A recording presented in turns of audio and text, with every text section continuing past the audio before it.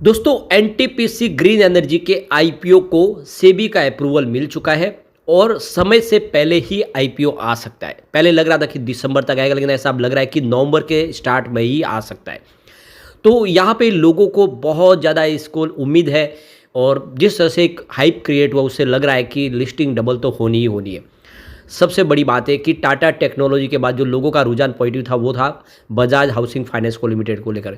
दोनों ने ही लोगों के निवेश को डबल से ज़्यादा किया। अब एनटीपीसी से भी वैसी उम्मीद है। वैसे ग्रीन एनर्जी सेक्टर की एक कंपनी है और ग्रीन एनर्जी सेक्टर के लिए सरकार का पूरा सपोर्ट मिला। इस सेक्टर से संबंधित कंपनी आने वाले उसमें वैसे भी बहुत शानदार कर सकती है।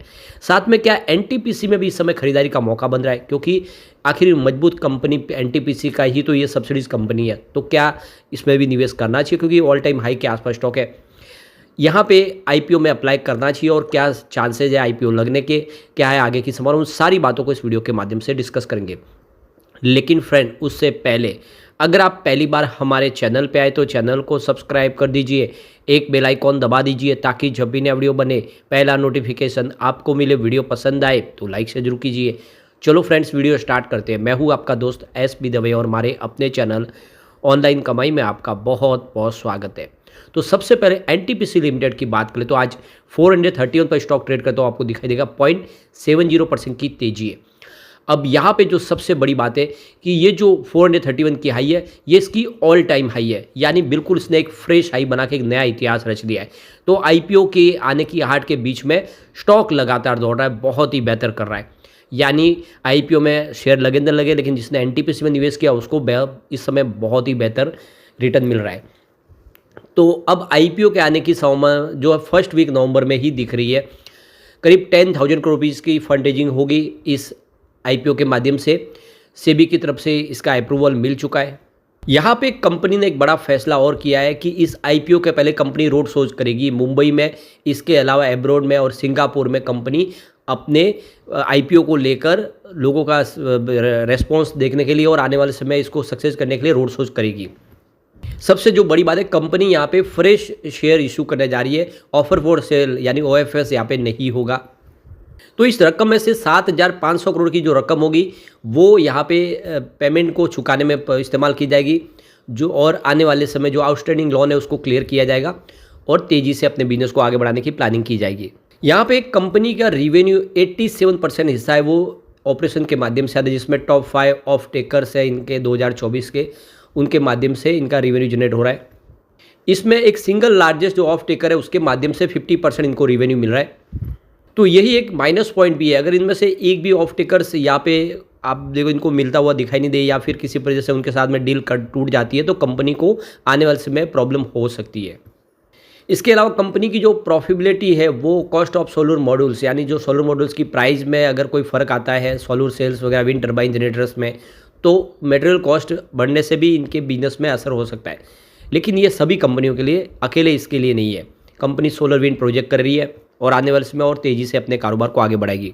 अभी रिसेंटली कंपनी ने यहाँ पे देख लो कि 1100 मेगावाट का एक बड़ा प्रोजेक्ट है वो सुजलॉन एनर्जी को दिया है और ये इतिहास में देखिए सुजलॉन का सबसे बड़ा प्रोजेक्ट है और इंडिया का सबसे बड़ा प्रोजेक्ट है। तो एनटीपीसी अब तेज़ी से अपने कारोबार को आगे बढ़ा रही है और आने वाले इस आईपीओ के पहले ये बड़ा कदम उठाया गया कंपनी की तरफ से। यहाँ पे अगस्त 2024 के हिसाब से कंपनी की इस समय ऑपरेशनल कैपेसिटी अगर देखें तो 3071 मेगावाट की सोलर प्रोजेक्ट की है और 100 मेगावाट की विंड प्रोजेक्ट की है। लेकिन जिस तरह से अभी एनटीपीसी ने जो बड़ा प्रोजेक्ट यहाँ पे टेंडर निकाला है, सुजलॉन के पास जो टेंडर गया है वो बहुत बड़ा, इससे समझ लो कि इनकी जो कैपेसिटी आने वाले समय और तेज़ी से बढ़ेगी। कंपनी ने अपना लक्ष्य रखा कि 2032 तक शायद 60 गीगावाट की कैपेसिटी को पाने का इन्होंने लक्ष्य रखा है। फिलहाल 3.5 गीगावाट की इंस्टॉल कैपेसिटी और 28 गीगावाट की जो कैपेसिटी के जो भी इस समय अंडर प्रोसेस है, आने वाले समय ये कंप्लीट होगी। यहाँ पे क्रिसिल की जो रिपोर्ट जारी है उसमें कहा कि इंडिया रिन्यूएबल सेक्टर में देखें तो तेज़ी से ग्रो कर रहा है और ग्लोबली इंडिया की चौथी रैंक है। आने वाले समय ये रैंक और बढ़ेगी। तो बिल्कुल देख सकते हो कि इस सेक्टर से जो संबंधित कंपनियाँ होगी उन सबको बहुत सारा बेनिफिट होगा। कंट्री की जो इंस्टॉल रिन्यूएबल कैपेसिटी देखें तो वो 63 गीगावाट के आसपास थी 2012 में, जो बढ़ के 2021 तक 123 गीगावाट तक पहुँच गई है और देख सकते हो कि 191 गीगावाट पहुंची मार्च 2024 तक। तो लगातार आप देखें तो इंस्टॉल कैपेसिटी तेज़ी से बढ़ रही है।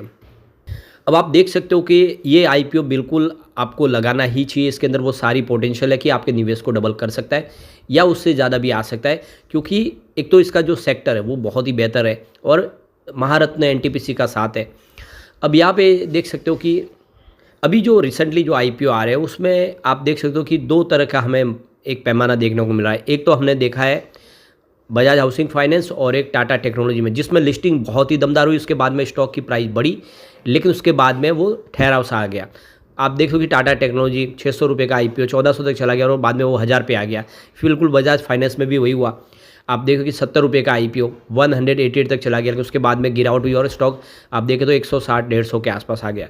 लेकिन दूसरी तरफ इरडा है, वो ग्रीन एनर्जी सेक्टर की संबंधित कंपनी है जो लिस्टिंग के बाद भी लगातार दौड़ा, तो ये भी एक आप देख सकते हो कि कंपनी ग्रीन एनर्जी सेक्टर से संबंधित कंपनी है। इसमें इरडा जैसी संभावना दिख रही है। अब प्राइस बैंड क्या रखा जाएगा, कितना डिस्काउंट पे होगा वो देखना होगा, क्योंकि वैसे अगर आप देखें तो ये वो दोनों जो बजाज हाउसिंग फाइनेंस हो या फिर यहाँ पे अगर हम टाटा टेक्नोलॉजी देखें, ये जो शेयर है ये दोनों प्राइवेट प्लेयर थे। प्राइवेट प्लेयर आप देखें जब आईपीओ लाते हैं तो जो प्रीमियम है वो उनका हाई रहता है, इसमें वैल्यूएशन पहले से ऑलरेडी हाई रहता है। लेकिन आप देख लो कि इरडा का वैल्यूएशन काफ़ी कम था और इसलिए उसमें दौड़ने की गुंजाइश थी। तो ये एनटीपीसी भी सरकारी कंपनी है, यहाँ पे वैल्यूएशन काफ़ी कम रखा जा सकता है, आईआरएफसी जैसा, इरडा जैसा। तो यहाँ पे प्राइस जो है वो 2-3 गुना होने की संभावना आराम से बन जाती है, तो इसमें इतनी चिंता की बात नहीं लग रही है। अभी फिलहाल एनटीपीसी ने भी लोगों को ज़बरदस्त रिटर्न दिया, 1.15 के रिस्क में इन्होंने बोनस दिया, 33.8 का डिविडेंड भी दिया। पिछले 5 सालों में इस महारत्न कंपनी ने लोगों को मालामाल किया है। तो इस आईपीओ के दम में स्टॉक बॉक्स में अगर आप देखें तो इस समय एनटीपीसी में खरीदारी की सलाह दे रहे हैं। उनके हिसाब से जो आने वाला आईपीओ वो इस शेयर के लिए फ़ायदेमंद साबित होगा और एनटीपीसी रिन्यूएबल सेक्टर में तेज़ी से अपने कारोबार को आगे बढ़ा रही है। तो निवेश की सलाह है, उन्होंने लॉन्ग टर्म टारगेट इसका 495 का दिया है। तो आने वाले समय बहुत जल्दी 495 आ सकता, हो सकता है आईपीओ आते आते ही 495 तक स्टॉक चला जाए। तो ये लार्ज कैप कंपनी का देख लो कि मार्केट कैप करीब 4,15,017 करोड़ के आसपास है और देख लो कि 24 सितंबर को एनटीपीसी के जो शेयर प्राइस थे वो 52 के हाई पे पहुँचे। अब काफ़ी बेहतर कर चुका है। यहाँ पे देख सकते हो कि 18% का रिटर्न दिया इसने पिछले 3 महीनों में और 79% का रिटर्न इसका ईयर टू डेट के हिसाब से देखने को मिला है। यहाँ पे स्टॉक बॉक्स ने अगर आप देखें तो एनटीपीसी में खरीदारी की सलाह दी है और यहाँ पे उनका जो टारगेट प्राइस देखें तो 439 के आसपास है, स्टॉप लॉस 395 का लगाने के लिए कहा है। तो कुल मिला के देख लो कि यह ऑलरेडी टारगेट हिट होता हुआ दिखाई दे रहा है इस समय शॉर्ट टर्म जो टारगेट है। यहाँ पे स्टॉक बॉक्स का कहना है कि एनटीपीसी पावर प्रोड्यूसर कंपनी है बहुत मजबूत इंडिया की और अब कंपनी का जो पोर्टफोलियो तेज़ी से बढ़ रहा है ग्रीन एनर्जी सेक्टर में भी। और देख सकते हो उनको इनकी जो कैपेसिटी है वो आने वाले समय 2032 तक 130 गीगावाट तक पहुँचाने की है, जिससे आने वाले समय कंपनी की प्रॉफिट बढ़ती हुई दिखाई देगी और रिजनेबल सेक्टर में जो फोकस है वो इसको प्राइस को और बढ़ा सकता है। तो बिल्कुल खरीदारी की सलाह है। इसके अलावा आईसीआईसीआई सिक्योरिटीज़ की तरफ से भी देखें तो एनटीपीसी को लेकर उन्होंने खरीदारी की सलाह दी है और उनके हिसाब से देखें तो आने वाले समय कंपनी का पोर्टफोलियो तेज़ी से बढ़ेगा और इसकी प्राइस बढ़ती हुई दिखाई देगी। तो यहाँ पे एनटीपीसी को लेकर आईसीआईसीआई सिक्योरिटीज ने बाई की रिकमेंडेशन की है, 495 का टारगेट दिया है और उनका कहना है कि जो आरई कैपेसिटी है वो तेज़ी से बढ़ेगी। तो ये क्लियरली है कि इसकी शेयर की प्राइस भी बढ़ेगी। लॉन्ग टर्म इन्वेस्टर को निवेश करना चाहिए एनटीपीसी में। तो 130 गीगावाट का जो टारगेट रखा है वो बहुत बड़ा है, जिससे आने वाले इसमें भारी भरकम निवेश होगा और ऐसे में यहाँ पे निवेश की संभावना बनती है। यहाँ पे म्यूचुअल फंड ने भी जम के खरीदारी की, आपको खास ध्यान रखना है। अगस्त महीने में 163 म्यूचुअल फंड ने नया एंट्री कर लिया है, ज़बरदस्त निवेश हुआ। सिर्फ 63 म्यूचुअल फंड ने यहाँ पे बिकवाली किया। तो सामने आप देख दो कि 100 नए म्यूचुअल फंड ने एंट्री की है एनटीपीसी में। ये एक बहुत अच्छा मौका है, निवेश किया जा सकता है। सबसे बड़ी बात है बिजनेस लगातार बढ़ रहा है, रेवेन्यू प्रॉफिट लगातार बढ़ रहा है। 2021 में जहाँ पे 1.18 लाख करोड़ का इनका रेवेन्यू था और 0.15 लाख करोड़ का इनका प्रॉफिट था, जो 2024 आते थे 1.84 लाख करोड़ तक पहुँच गया इनका रेवेन्यू और प्रॉफिट 0.21 लाख करोड़ तक पहुँच गया। हर साल रेवेन्यू प्रॉफिट बढ़ रहा है और ये बहुत बड़ा शुभ संकेत है। निवेश करना चाहिए, लॉन्ग टर्म का नजरिया लेके, साथ में आईपीओ में अप्लाई जरूर करना चाहिए। आईपीओ आने वाले में आपको मालामाल कर सकता है। लेकिन फ्रेंड, कोई भी इन्वेस्टमेंट करने से पहले अपने फाइनेंशियल एडवाइजर से बड़े ले ले या अपना खुद का रिसर्च करें, क्योंकि मैंने वीडियो आपके एजुकेशनल पर्पज के लिए ही बनाए। वीडियो पसंद आए तो लाइक से जरूर कीजिए और चैनल को सब्सक्राइब कर दीजिए। Thank you friends.